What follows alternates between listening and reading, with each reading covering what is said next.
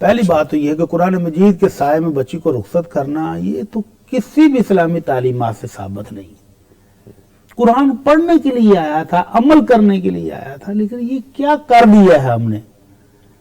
بہت خوبصورت واقعہ قاری صاحب بیان کر رہے تھے، ہمارے بھائی عالم دین علامہ صاحب، بہت خوبصورت. ایک امریکن آیا تو اس نے دیکھا کہ اس نے واقعہ بیان کیا کہ ہمارے ادھر لوگ نماز پڑھ رہے تھے تو کچھ لوگ گزرے غیر مسلم، تو انہوں نے کہا بھائی یہ کیا کر رہے ہیں؟ کہتے ہیں جی اللہ تعالیٰ سے باتیں کر رہے ہیں.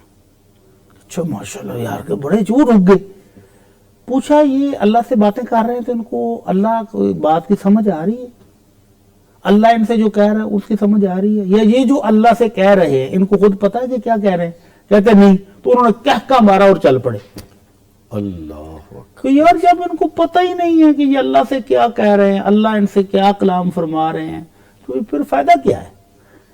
تو قرآن پڑھنے کے لیے، سیکھنے کے لیے، عمل کرنے کی کتاب ہے، خالی رسموں اور رواجوں کے لیے نہیں ہے کہ بیٹی کے سر کے اوپر رکھا، بیٹی کو رخصت کیا اور اس کے بعد بیٹی نے ساری زندگی اس کو ہاتھ میں نہیں لگایا، یا باپ نے اس کو ریشمی گلاب میں خوبصورت پیکنگ میں دیا اور وہ بیٹی نے جا کر الماری کے اوپر رکھ دیا، ساری زندگی بند ہی پڑا رہا، تو اس کا تو فائدہ ہی کوئی نہیں.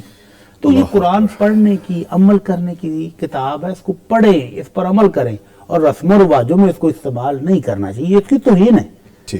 اور دوسرا وہ جو چاول کراتے ہیں، غالباً ہندوؤں کا ایک نظریہ ہے کہ بیٹی کا رزق اب باپ کے گھر سے ختم ہو گیا ہے، اب خامد کے گھر میں ہے. تو یہ ہندوؤں کی رسمیں ہیں بھائی، مسلمانوں کی تو ہیں ہی نہیں، ان سے بچنا چاہیے.